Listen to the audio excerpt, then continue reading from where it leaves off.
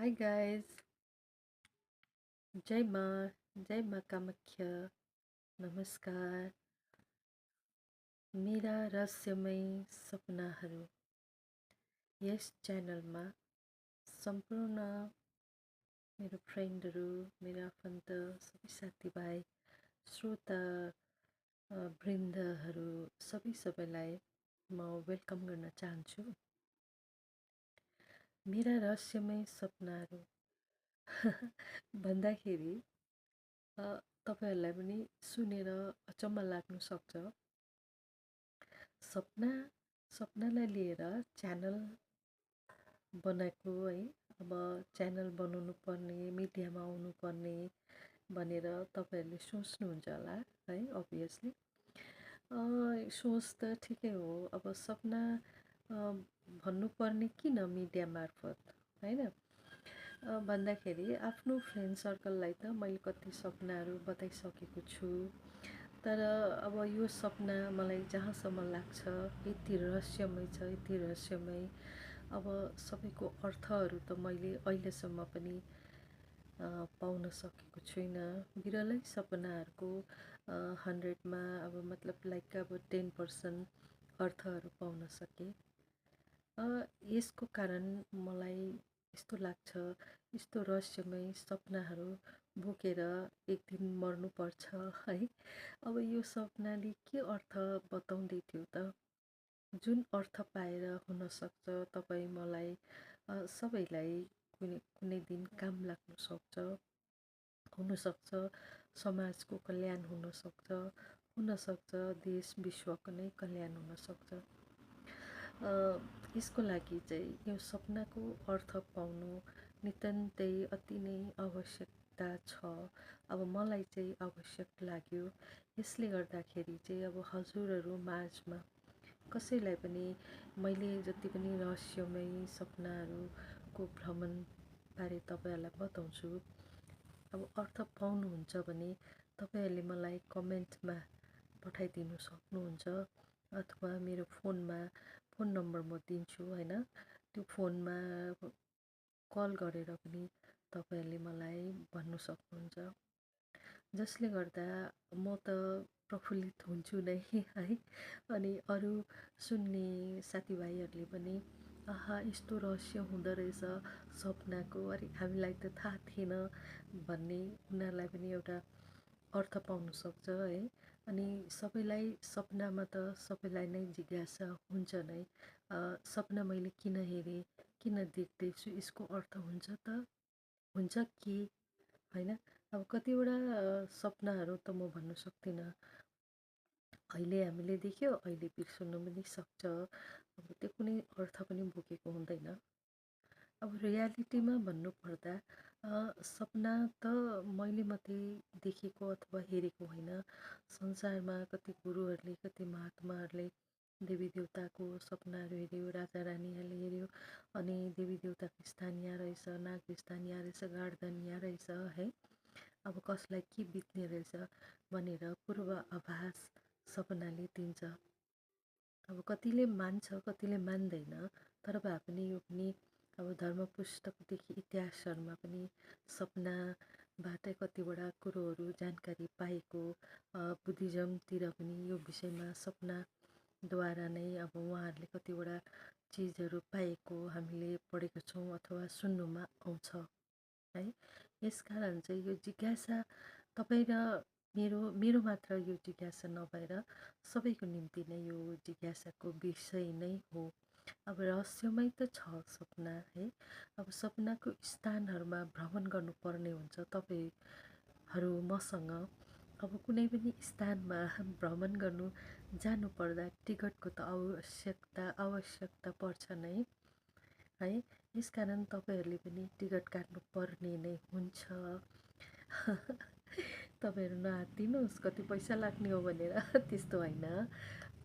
अब यसको टिकट चाहिँ हो रहस्यमय स्थानहरूको भ्रमण मसँग गर्नुहुन्छ, त्यसको टिकट चाहिँ हो लाइक, सब्सक्राइब एन्ड फलो। यदि तपाईँ गर्दै जानुहुन्छ, फलो गर्नुभयो भने म जुन चाहिँ सपना मलाई अब तपाईँहरूको माझमा ल्याउनु इच्छा लाग्छ त्यो सपनाहरू म अभियसली तपाईँहरूको समक्ष राख्छु नै है। राख्दा तपाईँहरूले पनि पाउनुहुन्छ है।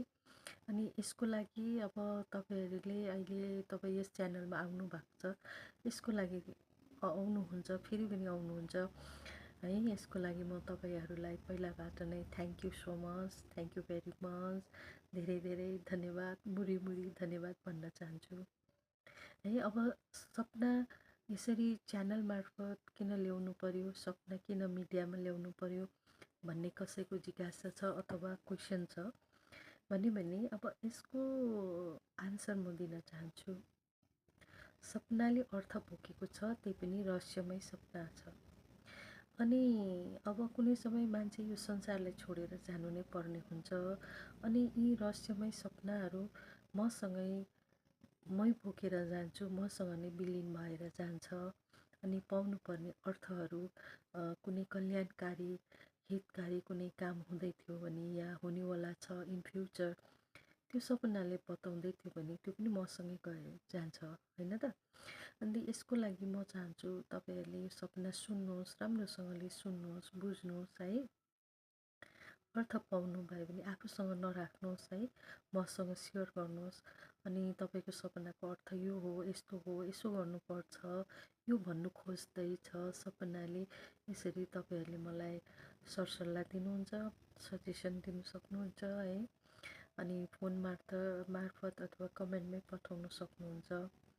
अब सपना भन्नु त एउटा मतलब देखेको सपना भन्नु, अब सपना भन्दा मान्छेले पागल भएको कि पढेर कि टिभीहरू हेरेर कि सुनेर कल्पना गरेर सपना देख्ने अनि भन्ने टाइम पास मात्रै हो। लाइक अब कतिजनाले यो मलाई पहिलाबाट सुनाइ पनि सकेको छ होइन, मैले सुनि पनि सकेको छु। यसमा मलाई तपाईँहरूले यस्तै भन्नुभयो, सोच्नुभयो भने पनि अब म त्यति मन त दुखाउन्न, किनभने मैले पहिल्यैबाट भोगिसकेको कुराहरू हो। अनि अब यो चाहिँ अब मैले नसोचेको सपनाहरू छ जो तपाईँहरूले पनि कल्पना गर्नुहुन्न, मैले पनि कल्पना गर्दिनँ होइन। अब त्यो टाइपको सपनाहरू हो है। अब मेरो कुनै जन्ममा अब ती घटनाहरू घटेको थियो अथवा मेरो यो जन्ममा चाहिँ अब मेरो सबकन्सियस माइन्डमा ती कुराहरू थियो भने म भन्न सक्दिनँ है। अब त्यो हुँदै होइन, त्यो पनि म भन्न सक्दिनँ। अनि यो तपाईँहरूले नै बुझ्नुहुन्छ। अनि यो सपना सुन्नुहोस् होइन, मसँग भ्रमण गर्न जाउँ, तपाईँहरूलाई म वेलकम गर्छु, तपाईँहरूले पनि सुन्नुहोस् होइन। अनि के अब कुनै पनि ठाउँ भ्रमण गर्नुपर्दा कुनै पनि नयाँ स्थान जानुहुन्छ भने टिकट त काट्नु पर्छ नै होइन। अनि टिकट काट्नु पर्ने नै हुन्छ। अनि तपाईँहरू मसँग यस अचम्मको स्थानहरूमा भ्रमण गर्नुहुन्छ, सपनाको स्थानहरूमा, त्यसको लागि पनि तपाईँहरूले टिकट अभियसली काट्नु नै पर्ने हुन्छ। अब तपाईँहरू नआत्तिनुहोस्, टिकट काट्नुपर्ने कति पैसा लाग्ने हो भनेर सोच्नुहुन्छ भने त्यो चाहिँ एकदमै होइन है। टिकट काट्नु भन्नुको मतलब तपाईँहरूको टिकट चाहिँ हो लाइक, सब्सक्राइब, फलो, यति गर्नुहोस्, यो तपाईँहरूको टिकट हो होइन। त्यसमार्फत तपाईँ म जब मैले भ्रमण गर्नु जाउँ भनेर भन्छु त्यति बेला तपाईँहरू आउनु सक्नुहुन्छ है। अनि आज तपाईँहरूलाई म स्वागत जनाएँ, आज मैले तपाईँहरूलाई जानकारी दिएँ। अब तपाईँहरूलाई कस्तो लाग्छ है। अनि अर्को एपिसोडमा म तपाईँहरूलाई सपना मेरो सुरु गर्दै जानेछु। आज तपाईँहरू पनि सोच्नुहोस् कता कता लान्छ होला सपनामा, के भन्ने हो भनेर तपाईँहरू पनि सोच्नुहोस् होइन। अनि मलाई पनि सम्झिदिनुहोस्। अब मैले तपाईँहरूलाई साल महिनाहरू त बताउनु सक्दिनँ कतिवटा सपनाहरूको, तर कतिवटा सपनाहरूको मलाई साल पनि थाहा छ। मतलब धेरै 20 वर्ष, 15 वर्ष, 10 वर्ष, 8 वर्ष लाइक यस्तै धेरै दिनहरू बितिसकेका यी सपनाहरू मसँग अहिलेसम्म आलो छ। भने पछाडि सपना त हामी देख्छौँ अनि भुलिन्छौँ होइन, बिर्सिन्छौँ। तर मलाई चाहिँ यी सपनाहरू अहिलेसम्म कसरी याद हुनु गइरहेछ त। अब कतिवटा सपनाहरू मैले नोट डाउन गरेर पनि राखेको छु होइन। कतिवटा सपनाहरू मेरो दिमागमा अहिलेसम्म पनि बसेको छ। केही रहस्य त होला जसले गर्दा यति लामो समय बितिसक्दा पनि ती सपनाहरू मैले भुल्न सकेको छैन। त्यो कारण चाहिँ मलाई लाग्छ यो केही सङ्केत त हुनसक्छ। अनि अब कति गुरुहरूलाई मैले यो सपना मलाई अर्थ दिनुहोस् न भनेर म कति गुरुहरूसँग पुगेँ, आफूभन्दा ठुला ठालुहरूसँग पुगेँ, तर सबैकोबाट भनाइ एकै थियो, अब यति रहस्यमय सपनाहरू देख्नु भएको छ जो सपनाहरू तपाईँले जोसुकैलाई सुनाउनु हुँदैन, ज्ञान घटेर जान्छ, अरूलाई सुनाउनु हुँदैन, फलिफाप हुँदैन, लाइक अब यो खालके मलाई सल्लाह दिनुभयो है। अनि मैले पनि धेरै सपनाहरू त लुकाएरै राखेको छु। अहिले पनि कतिवटा सपनाहरू म बताउँदिनँ, त्यो मैले लुकाउनै पर्ने नै हुन्छ, किनभने त्यो सपना अब रिलेटेड कुनै संस्था रिलेटेड, अब कुनै धर्म रिलेटेड, अब कुनै गुरु, अब लाइक यस्तो सपनाहरू पनि छ। अब त्यो सपनाहरू चाहिँ मैले यहाँ मिडियामा राख्नु मिल्दैन है। अब त्यो सपना राखेपछि सायद त्यो रहस्यमय उनीहरूको गुप्त कुराहरू हुनसक्छ, त्यो मैले यसरी फ्ल्यास गरिदिनु मिल्दैन। उनीहरूसँगकै रिलेटेडहरू हो र विश्वासयोग्य हो, त्यो सपनाको सठिक अर्थ लगाएर उनीहरूले सठिक काम गर्छ भन्ने जब मलाई लाग्छ अनि मात्रै म त्यो सपना उनीहरूलाई भन्नेछु। त्यसको पनि कुनै समय आउँछ होइन, कुन समयमा चाहिँ ती सपनाहरू मैले बताउनु हुन्छ या हुँदैन। अनि यसले गर्दा अब तपाईँहरू मसँग जोडिँदै जानुहोस् है, मसँग भ्रमण गरौँ, म तपाईँहरूलाई सँगै लिएर जाने भनेर साथी खोज्छु। अनि त्यसपछि तपाईँहरू पनि मसँगसँगै ती रहस्यमय स्थानहरू, ती सपनाको स्थानहरूमा तपाईँ हामी मिलिजुली जाऊँ होइन। अनि यति भन्दै आजको यस एपिसोडलाई म यतिमै समाप्त गरेँ। अनि तपाईँहरूको फिडब्याकको म एकदमै हृदयबाट इन्तजार गर्छु। Thank you so much, thank you.